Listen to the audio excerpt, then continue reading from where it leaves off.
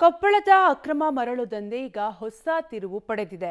ಅಕ್ರಮದಲ್ಲಿ ಅಧಿಕಾರಿಗಳ ಭಾಗಿ ಬಗ್ಗೆ ಸಿಎಂಗೆ ಆರ್ಥಿಕ ಸಲಹೆಗಾರ ಬರೆದಂತಹ ಪತ್ರ ವೈರಲ್ ಆಗ್ತಿದ್ರೆ, ಇತ್ತ ಅದಕ್ಕೆ ಕೌಂಟರ್ ಅಟ್ಯಾಕ್ ಆಗಿ ಬರೆದಿರುವಂತಹ ಪತ್ರ ಕೂಡ ಮತ್ತೊಂದು ಕಡೆ ವೈರಲ್ ಆಗ್ತಿದೆ.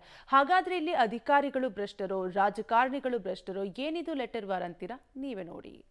ಕೊಪ್ಪಳ ಅಕ್ರಮ ಮರಳು ದಂಧೆಗೆ ಟ್ವಿಸ್ಟ್, ಅಧಿಕಾರಿಗಳ ವರ್ಗಾವಣೆಗೆ ರಾಯರೆಡ್ಡಿ ಪತ್ರ, ಶಾಸಕ ರಾಯರೆಡ್ಡಿ ಲೆಟರ್ಗೆ ಕೌಂಟರ್ ಲೆಟರ್. ಹೌದು, ಕೊಪ್ಪಳ ಜಿಲ್ಲೆಯಲ್ಲಿ ಅಕ್ರಮ ಮರಳು ದಂಧೆ ಎಗ್ಗಿಲ್ಲದೆ ನಡೀತಾ ಇದೆ. ಜೊತೆಗೆ ಗಣಿ ಮತ್ತು ಭೂವಿಜ್ಞಾನ ಇಲಾಖೆ ಅಧಿಕಾರಿಗಳು ಶಾಮೀಲಾಗಿದ್ದಾರೆ ಎಂಬ ಆರೋಪ ಕೇಳಿ ಬರ್ತಾ ಇದೆ.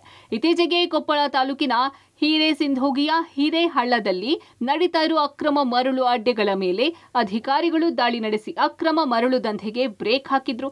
ಆದ್ರೀಗ ಮತ್ತೆ ನಾಯಿ ಕೊಡೆಯಂತೆ ಮರಳು ದಂಧೆ ಕಣ್ಬಿಟ್ಟಿದೆ. ಹೌದು, ಸಿಎಂ ಆರ್ಥಿಕ ಸಲಹೆಗಾರ ಹಾಗೂ ಯಲಬುರ್ಗಾ ಶಾಸಕ ಬಸವರಾಜ ರಾಯರೆಡ್ಡಿ ಸಿಎಂಗೆ ಬರೆದಿರುವ ಪತ್ರ ಅಧಿಕಾರಿಗಳಿಗೆ ಶಾಕ್ ನೀಡಿದೆ. ಕೊಪ್ಪಳ ಜಿಲ್ಲೆಯ ವ್ಯಾಪ್ತಿಗೆ ಒಳಪಡುವ ತುಂಗಭದ್ರಾ ನದಿಯಲ್ಲಿ ವ್ಯಾಪಕವಾಗಿ ಅಕ್ರಮ ಮರಳು ದಂಧೆ ನಡೀತಾ ಇದೆ.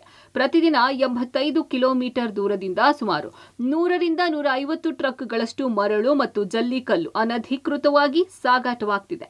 ಈ ದಂಧೆಯಲ್ಲಿ ಸುಮಾರು 200ಕ್ಕೂ ಹೆಚ್ಚು ಜನ ಪಾಲ್ಗೊಂಡಿದ್ದಾರೆ.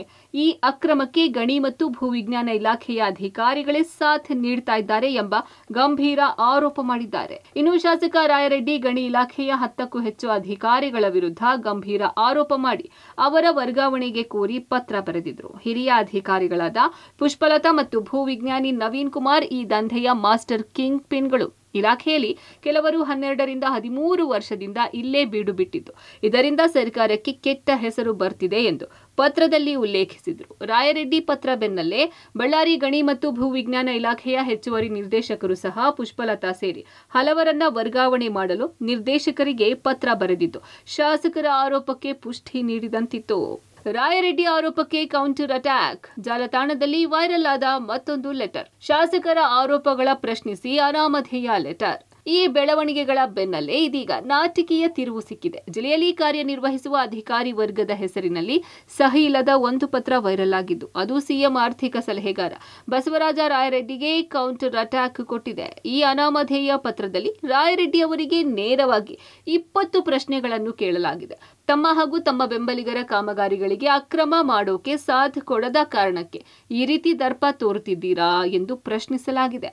ಅಷ್ಟೇ ಅಲ್ಲ, ಸಿಎಂ ಆರ್ಥಿಕ ಸಲಹೆಗಾರರಾಗಿ ತಾವೇ ರಾಜಧನಕ್ಕೆ ವಿನಾಯಿತಿ ಕೊಡೋದು ಎಷ್ಟು ಸರಿ ಎಂದು ಕೇಳಲಾಗಿದೆ. ಒಟ್ಟಾರೆ ಸಹಿ ಇಲ್ಲದ ಈ ಪತ್ರ ಇದೀಗ ಕೊಪ್ಪಳ ರಾಜಕೀಯ ಮತ್ತು ಅಧಿಕಾರಿ ವಲಯದಲ್ಲಿ ಸಂಚಲನ ಮೂಡಿಸಿದ್ದು, ಸಿಎಂ ಆರ್ಥಿಕ ಸಲಹೆಗಾರ ರಾಯರೆಡ್ಡಿ ಈ ಕೌಂಟರ್ ಅಟ್ಯಾಕ್ಗೆ ಹೇಗೆ ಪ್ರತಿಕ್ರಿಯಿಸುತ್ತಾರೆ ಎಂಬುದನ್ನು ಕಾದು ನೋಡಬೇಕಿದೆ.